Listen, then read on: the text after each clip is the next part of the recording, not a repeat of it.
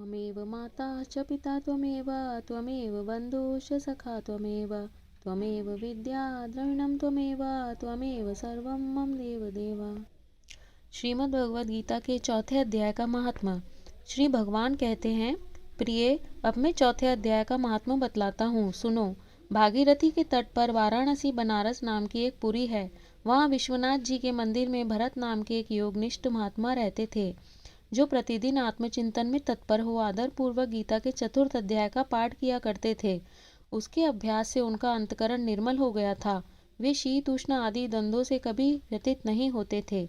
एक समय की बात है, वे तपोधन नगरी की सीमा में स्थित देवताओं का दर्शन करने की इच्छा से भ्रमण करते हुए नगर से बाहर निकल गए। वहां बेर के 2 वृक्ष थे। उन्हीं की जड़ में विश्राम करने लगे। एक वृक्ष की जड़ में उन्होंने अपना मस्तक रखा था और दूसरे वृक्ष के मूल में उनका एक पैर टिका हुआ था। थोड़ी देर बाद जब वे तपस्वी चले गए, तब बेर के वे दोनों वृक्ष 5 ही 6 दिनों के भीतर सूख गए। उनमें पत्ते और डालियां भी नहीं रह गईं। तत्पश्चात वे दोनों वृक्ष कहीं ब्राह्मणों के पवित्र गृह में 2 कन्याओं के रूप में उत्पन्न हुए। वे दोनों कन्याएं जब बढ़कर 7 वर्ष की हो गईं, तब एक दिन उन्होंने दूर देशों से घूमकर आते हुए भरत मुनि को देखा।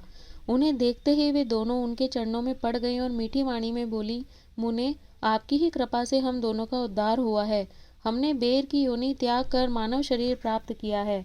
उनके इस प्रकार कहने पर मुनि को बड़ा विस्मय हुआ। उन्होंने पूछा, पुत्रियों, मैंने कब और किस साधन से तुम्हें मुक्त किया था? साथ ही यह भी बताओ कि तुम्हारे बेर के वृक्ष होने में क्या कारण था, क्योंकि इस विषय में मुझे कुछ भी ज्ञात नहीं है। तब वे कन्याएं पहले उन्हें अपने बेर हो जाने का कारण बतलाती हुई बोली, मुने, गोदावरी नदी के तट पर छिन्न पाप नाम का एक उत्तम तीर्थ है, जो मनुष्यों को पुण्य प्रदान करने वाला है। वह पावनता की चरम सीमा पर पहुंचा हुआ है। उस तीर्थ में सत्य तपा नामक एक तपस्वी बड़ी कठोर तपस्या कर रहे थे। वे ग्रीष्म ऋतु में प्रज्वलित अग्नियों के बीच में बैठते थे। वर्षा काल में जल की धाराओं से उनके मस्तक के बाल सदा भीगे ही रहते थे तथा जाड़े के समय जल में निवास करने के कारण उनके शरीर में हमेशा रोंगटे खड़े रहते थे। वे बाहर भीतर से सदा शुद्ध रहते, समय पर तपस्या करते तथा मन और इंद्रियों को संयम में रखते हुए परम शांति प्राप्त करके आत्मा में ही रमण करते थे। वे अपनी विद्वता के द्वारा जैसा व्याख्यान करते थे, उसे सुनने के लिए साक्षात ब्रह्मा जी भी प्रतिदिन उनके पास उपस्थित होते और प्रश्न करते थे। ब्रह्मा जी के साथ उनका संकोच नहीं रह गया था, अतः उनके आने पर भी वे सदा तपस्या में मग्न रहते थे। परमात्मा के ध्यान में निरंतर संलग्न रहने के कारण उनकी तपस्या सदा बढ़ती रहती थी। सत्य तपा को जीवन मुक्त के समान मानकर इंद्र को अपने समृद्धिशाली पद के संबंध में कुछ भय हुआ। तब उन्होंने उनकी तपस्या में सैकड़ों विघ्न डालने की आरंभ किए। अप्सराओं के समुदाय से हम दोनों को बुलाकर इंद्र ने इस प्रकार आदेश दिया, तुम दोनों उस तपस्वी की तपस्या में विघ्न डालो, जो मुझे इंद्र पद से हटाकर स्वयं स्वर्ग का राज्य भोगना चाहता है। इंद्र का यह आदेश पाकर हम दोनों उनके सामने से चलकर गोदावरी के तट पर, जहाँ वे मुनि तपस्या करते थे, आईं।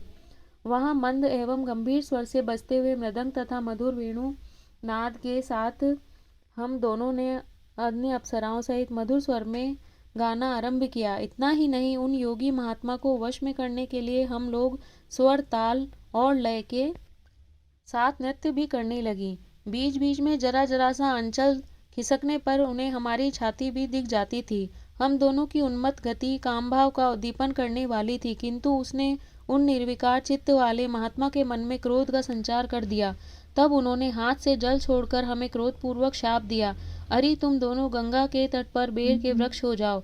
यह सुनकर हम लोगों ने बड़ी विनय के साथ कहा, महात्मन, हम दोनों पराधीन थी, अतः हमारे द्वारा जो दुष्कर्म बन गया है उसे आप क्षमा करें। यूं कहकर हमने मुनि को प्रसन्न कर लिया।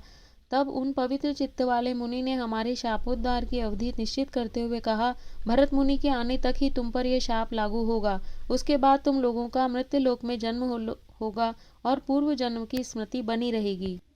मुने, जिस समय हम दोनों बेर वृक्ष के रूप में खड़ी थी, उस समय आपने हमारे समीप आकर गीता के चौथे अध्याय का जप करते हुए हमारा उद्धार किया था, अतः हम आपको प्रणाम करती हैं।